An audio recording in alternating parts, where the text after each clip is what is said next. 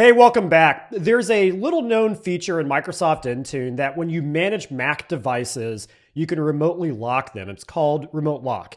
And it is paired with Activation Lock that's part of Apple Business Manager. And so I often get asked a question, Matt, why would I want to enroll my Mac devices in both Apple Business Manager and Microsoft Intune? They feel redundant. Well, this is one of those scenarios where you really want both of those enrollments so you can remotely lock the device and be able to prevent it from being bypassed. Now, when would you want to remote lock the device? Well, maybe you have a terminated employee that you want to immediately cut off their access, but you don't want to wipe the computer.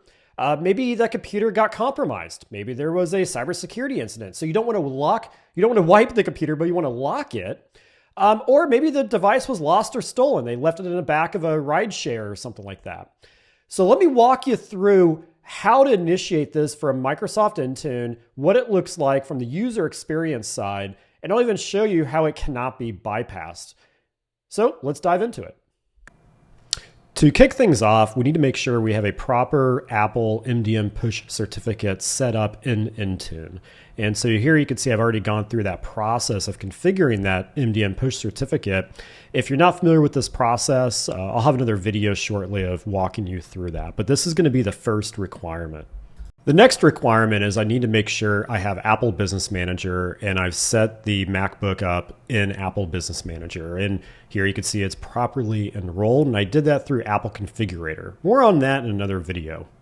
And finally, from an Intune perspective, here we can see Intune is syncing with Apple Business Manager, and here is the MacBook on that second line, and it's properly synced and everything is set up. So Apple Business Manager and Intune are integrated and communicating.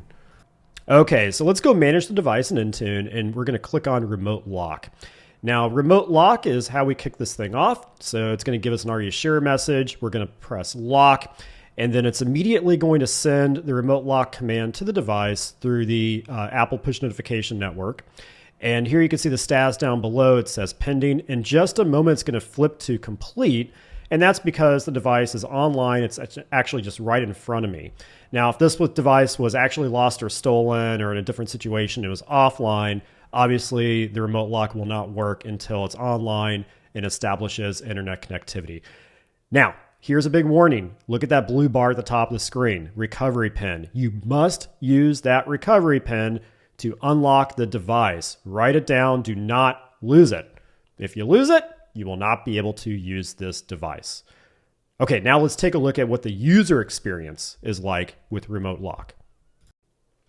Okay, here we are in the MacBook, and in just a moment, the screen is going to go dark. There it goes. You can see my messy office. Sorry about that. And in just a moment here, it's going to reboot, and you will see the Apple logo. So give it a moment. There's the Apple logo. And during the reboot process, it's now going to display the remote lock screen. There you go. So this Mac is locked. The system PIN is required to use this Mac. That's where I have to type in the PIN that we received previously. So here's the PIN. Let's type it in. And it's now going to sign us into macOS. And then I'll be presented with the macOS login screen. Then I can start to use the device as normal.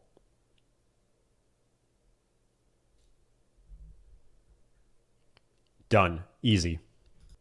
I know what you're thinking, Matt, this can be bypassed. Well, it can't. Let's shut down the computer. Let's hold down the power key and try to boot into the firmware to wipe the device, reformat it and reinstall macOS. So there's your normal holding down the power key where it's going to load startup options. You'll have to forgive the dust on my screen. Sorry about that. I should have cleaned my screen. I will next time. But look at that. It doesn't even go into startup options. I'm immediately required to enter the PIN. Well, as you can see, this is pretty straightforward and pretty easy. So hopefully you found some value in this video. Hey, let me know what your questions are down below in the comments, and we'll see you all next video. Take care.